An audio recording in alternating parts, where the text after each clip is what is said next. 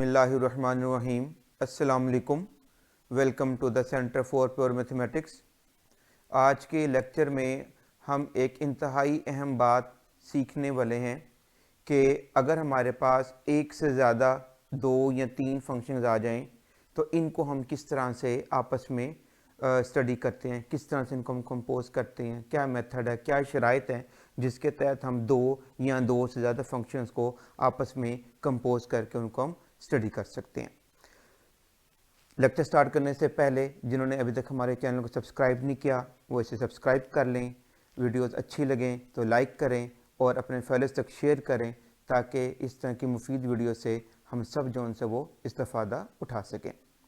तो आइए लेक्चर का हम बाकायदा आगाज़ करते हैं। स्टडी करेंगे आज हम कंपोजिशन ऑफ फंक्शंस। याद रखिएगा अब तक की जो हमने गुफ्तगू की उसमें ज़ेर बहस आने वाला हमारे पास एक फंक्शन था और दो सेट्स थे, ठीक है। जबकि आज की गुफ्तगू में हम ये देखने लगे हैं अगर दो से ज़्यादा सेट्स हमारे पास मुयस्सर आएँ तो फिर इनको हम किस तरह से टैकल करते हैं।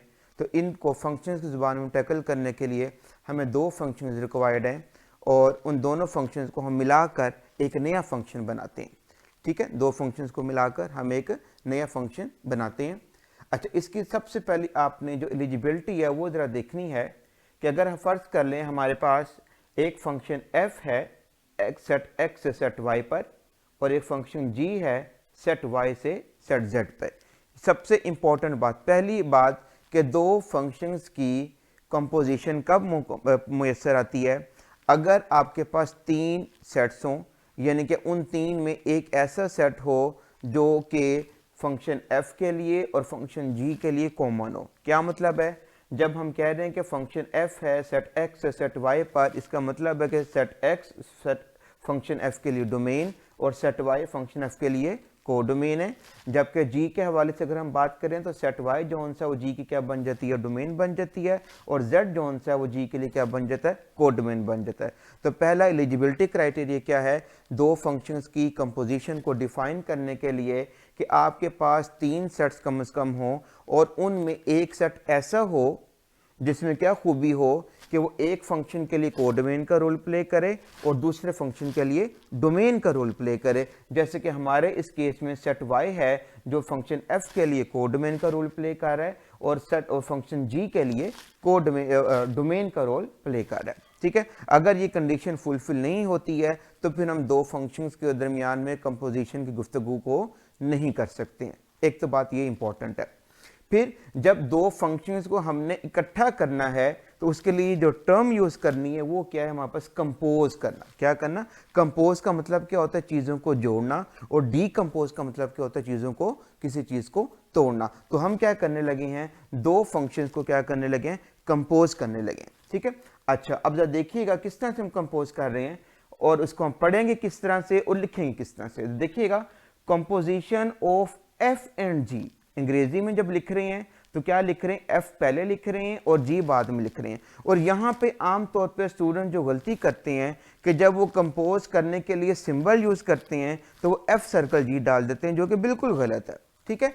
याद रखिएगा, जब फंक्शन को आपने कंपोज की बात को अंग्रेजी में लिखना है तो पहले f लिखा जाएगा और बाद में g लिखा जाएगा, लेकिन जब डिनोट किया जाएगा तो उलट ले, देखिए g सर्कल f, g पहले आएगा, सर्कल का जो निशान है कंपोज के लिए हम इस्तेमाल करते हैं आमतौर पे, ठीक है। जैसे जमा का निशान एडिशन के लिए, माइनस का निशान सब्ट्रैक्शन के लिए, ज़रब का निशान पाउडर के लिए हम इस्तेमाल करते हैं, ऐसे हम आमतौर पे जो सर्कल का निशान है वो फंक्शंस की कंपोजिशन के लिए हम इस्तेमाल करते हैं।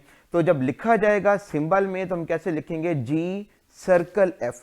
अब यानी कि हमारा मकसद क्या था कि g और फंक्शन f को हमने क्या करना है, आपस में कंपोज करना है, आपस में जोड़कर एक नया फंक्शन बनाना है। अब जाहिर बात है जो नया फंक्शन बनेगा उसका भी एक डोमेन होगा, उसका भी एक कोड डोमेन होगा। वो कौन सा होगा, कैसे होगा, देखिएगा g सर्कल f से आप इसको क्या करेंगे, डिनोट करेंगे। अब देखिएगा डिफाइन हम कैसे करें कि g circle f is a function जिसका डोमेन कौन होगा, सेट x, और कोडोमेन कौन सा होगा, सेट जी। यानी कि एफ फंक्शन कहाँ से कहाँ पे था, एक्स से वाई पर, जी कहाँ से पर था, वाई से जी पे। अब जब जी सर्कल एफ हम बना रहे हैं और जी सर्कल एफ जब भी लिखा हुआ होगा, इसका मतलब है ये कंपोजिशन किस किस फंक्शन की है, अंग्रेजी में बोलेंगे तो फंक्शन एफ एंड फंक्शन जी की, और लिखने के अंदाज में कैसे आएगा, जी सर्कल एफ आएगा। अब इसका डोमेन देखिएगा सेट एक्स है और कोडोमेन इसका कौन से, सेट सी। ये तो है एक बुनियादी बात कि जो फंक्शन बन रहा है, नया फंक्शन बन रहा है, उसमें डोमेन का रोल कौन सा सेट प्ले कर रहा है और कोडोमेन का रोल कौन सा सेट प्ले कर रहा है। अब देखते हैं कि इस फंक्शन को हमने डिफाइन कैसे करना है। ये गौर कीजिएगा,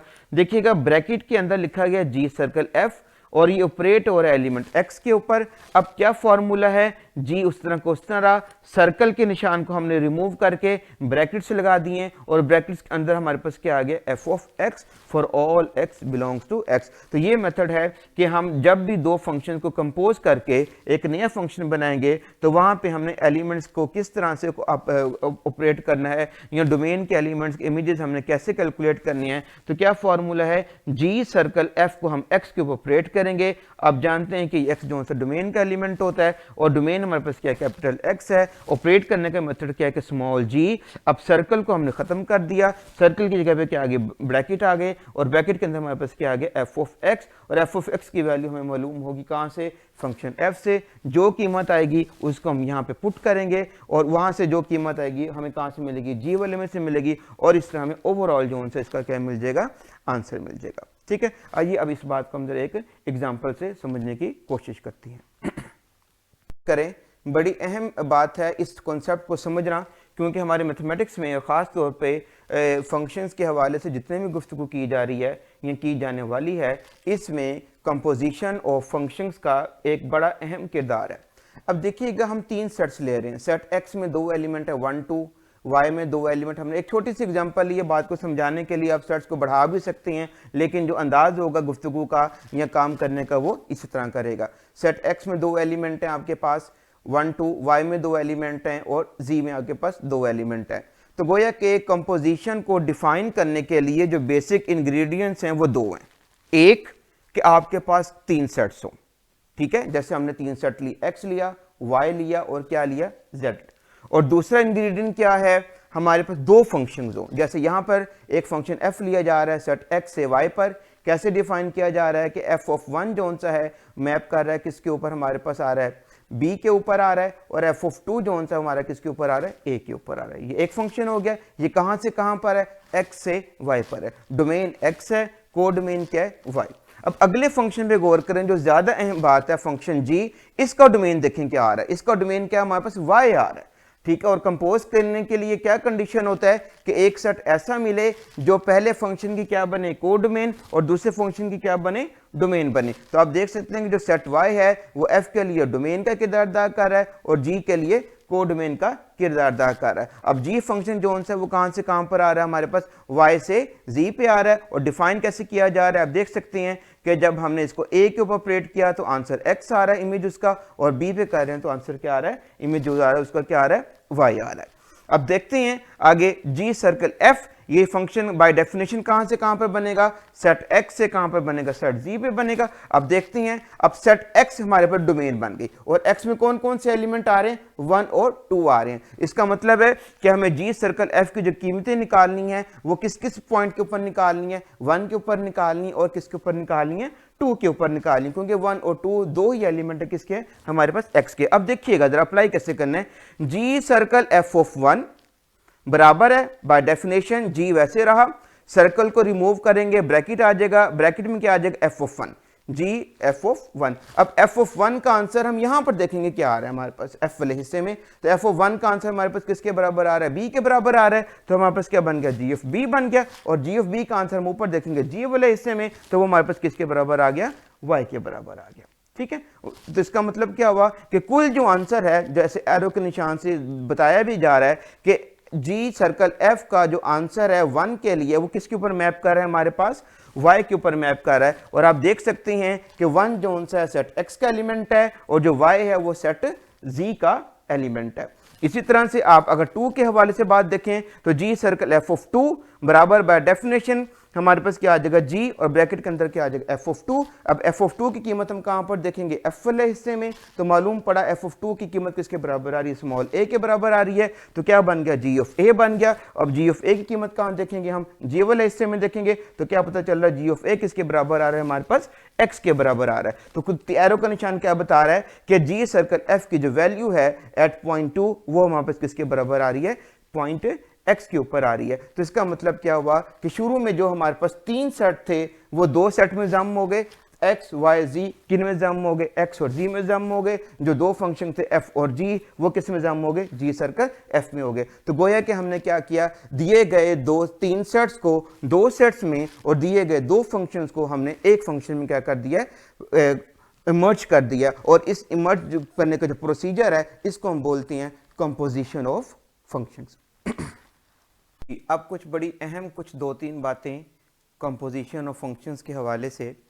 पहली सबसे इम्पॉर्टेंट बात क्या है कि जो कंपोजिशन ऑफ फंक्शंस है ये जो सा है कम्यूटेटिव लॉ को ओबे नहीं करते। क्या मतलब है कि जी सर्कल f और f सर्कल g का जो आंसर आता है ये हमेशा आमतौर पे एक दूसरे के बराबर नहीं आता। जैसे हम आमतौर पे जानते हैं कि यूनियन का ऑपरेशन कम्यूटेटिव लॉ को होल्ड करता है, इंटरसेक्शन का ऑपरेशन जो सा तो कम्यूटेटिविटी प्रॉपर्टी को क्या करता है, ओबे करता है। जिस तरह से क्रॉस प्रोडक्ट जो सा है, दो सेट्स की कार्टेशियन प्रोडक्ट जो सी है वो कम्यूटेटिव लॉ को ओबे नहीं करता। इसी तरह से जो कम्यूटेटिव जो हमारे पास कंपोजिशन ऑफ फंक्शंस का ऑपरेशन है सेट्स का, ऑब्वियस बात है सेट्स के ऊपर ही ऑपरेट हो रहा है, तो ये भी जो उनसे आमतौर पे कम्यूटेटिव लॉ को ऑपरेट नहीं करता। ठीक है। और दूसरी बड़ी इंपॉर्टेंट बात है कि अगर हमारे पास 2 से ज़्यादा फंक्शंस आ जाएं, 3 आ जाएं, 4 आ जाएं, तो फिर हम क्या करते हैं, एसोसिएट कर रहे होते हैं, यानी कि हम एसोसिएटिव लॉ ऑपरेट कर रहे होते हैं। तो जो उनसे कंपोजिशन ऑफ फंक्शंस हैं ये always satisfies associative property, associative law. कि अगर हमारे पास फर्स्ट के लिए 3 ऑपरेशन आ जाएं एफ जी और एच, तो हम जानते हैं कि एफ सर्कल जी सर्कल एच ये हमेशा बराबर आता है किसके, एफ सर्कल जी सर्कल एच के। और यहाँ पर ये बात समझ लेनी चाहिए कि अगर हमारे पास 3 सेट्स हैं तो फंक्शंस कितने आएंगे, एक फंक्शन आएगा एफ के लिए, एफ फंक्शन है ये 2 सेट्स के दरमियान आएगा, सेट एक्स सेट वाई पर, जी जो उनसे होगा वो आएगा सेट वाई से जेड पर, और ऐसे जो एच होगा वो हमारे पास कहाँ से आएगा। इस तरह से हम इसको आगे लेकर चलते हैं। तो जो एसोसिएटिव लॉ है ये it always hold in composition of function. और तीसरी बड़ी इंपॉर्टेंट बात है कि अगर हम किसी भी फंक्शन का उसके किसी भी फंक्शन f का अगर हम आइडेंटिटी फंक्शन के साथ कंपोजिशन लें या उसको कंपोज करें तो हमेशा जो आंसर होगा वो फंक्शन खुद ही आएगा। आइडेंटिटी फंक्शन हम लास्ट लेक्चर में पढ़ चुके हैं किस तरह से डिफाइन करते हैं और उसके अंदर क्या खसूसियात होती हैं। तो अगर कभी भी आप किसी भी फंक्शन को आइडेंटिटी फंक्शन के साथ कंपोज करो, चाहे राइट से कंपोज करो या चाहे लेफ़्ट से कंपोज करो, दोनों सूरतों में जो सा आंसर है वो हमारे पास क्या आता है, इस फंक्शन f खुद आता है। और ये एक ऐसा मुकाम है जहाँ पर ये जो कम्यूटेटिविटी है वो क्या कर जाती है, होल्ड कर देती है। ठीक है। तो ये था आज कुछ मुख्तसर सा एक तारुफ जिसके अंदर हमने 2 फंक्शंस की कंपोजिशन को देखा कि उसको हम लिखते कैसे हैं, उसको हम डिफ़ाइन कैसे करते हैं और उसको हम कैलकुलेट कैसे करते हैं। उम्मीद है कि आज की सारी गुफ्तगू आपको समझ में आ गई होगी। इस हवाले से अगर आपको कोई क्वेश्चन हो तो मुझसे ज़रूर पूछेगा कमेंट बॉक्स के अंदर, इंशाल्लाह उसको मैं अच्छे तरीके से अप्लाई करने की कोशिश करूँगा। Thank you.